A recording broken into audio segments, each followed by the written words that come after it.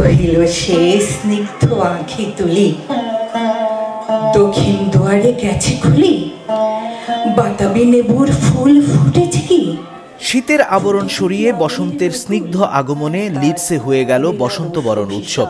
সাহিত্য সাংস্কৃতিক সংগঠন কাব্যশীলনের উদ্যোগে 15ই ফেব্রুয়ারি লিডসের মুড টাউন মেথডিস্ট চার্চ মিলনায়তনে আয়োজন করা হয় এই উৎসবের। সঙ্গীত, নৃত্য, আবৃত্তি, শ্রুতি আলেখ্য মিলিয়ে বিচিত্র সব শিল্পের সম্মোহনী মঞ্চায়ন চলতে থাকে পুরো সন্ধ্যা জুড়ে।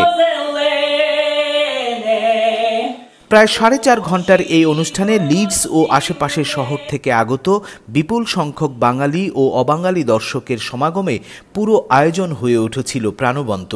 অনুষ্ঠানের অন্যতম বিশেষ আকর্ষণ ছিল ইউক্রেনের জাতীয় পুরস্কারপ্রাপ্ত সঙ্গীত শিল্পী ও বান্দুরা বাদক একার পরিবেশনা।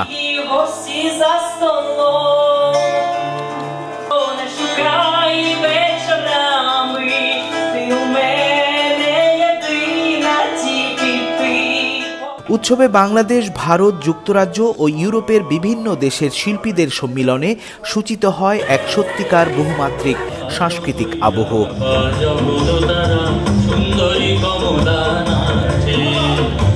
লিডসের প্রখ্যাত শাস্ত্রীয় সঙ্গীত শিল্পী সুমনা বসু, সঙ্গীত শিল্পী সৈয়দ হাসান, উড়িষ্যার নৃত্যশিল্পী জয়তী পাল, ধ্রুপদী ও লোক নৃত্যশিল্পী সোমাইয়া ইমাম সুচিতা ও অর্জিতা দাসের পরিবেশনা দর্শকদের মুগ্ধ করে।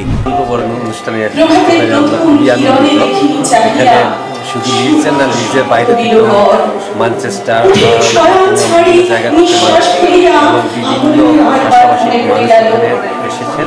আজকে লিডসে বসন্ত বরণ উপলক্ষে যে অনুষ্ঠানের আয়োজন করেছেন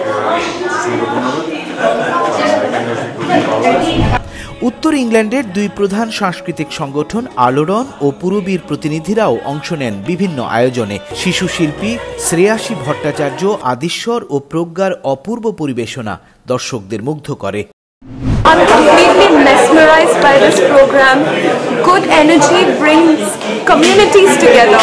We are here from different parts of the UK and from different parts of the world.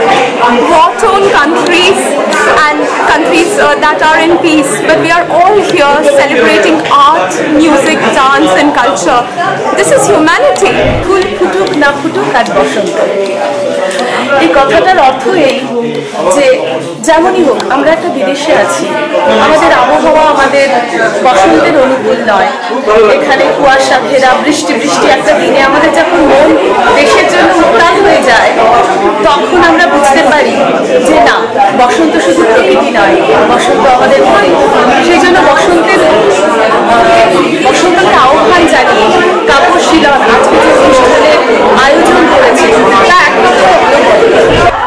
আচ্ছা, এটা তো বসন্ত বরণ, এটা প্রথমত হলো একটা সাংঘাতিক রকমের একটা ইউনিক কালচার এবং আমাদের প্রজন্মের, আমাদের যারা এশিয়ান ডায়াসপোরা আছে তারা এটা প্রচণ্ড প্রাইড ফিল করবে যে এত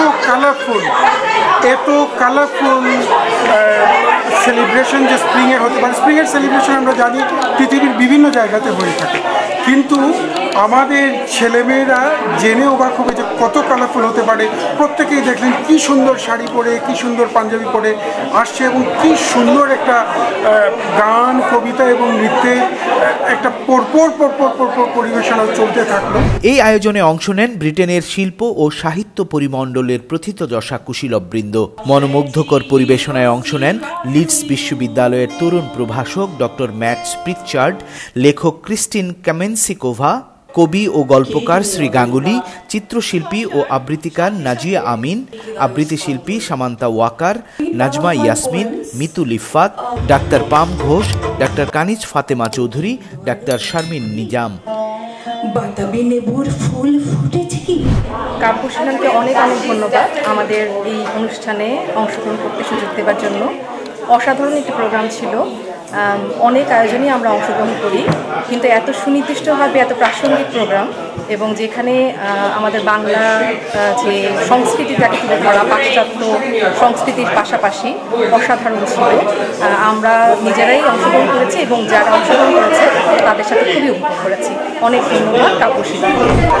বাংলা সংস্কৃতি এবং বাংলা ভাষা চর্চা আজকে হলো এবং এবং আমি বলতে বাধ্য হচ্ছি যে আজকের দিনে এই ধরনের চর্চার কতটা প্রয়োজন।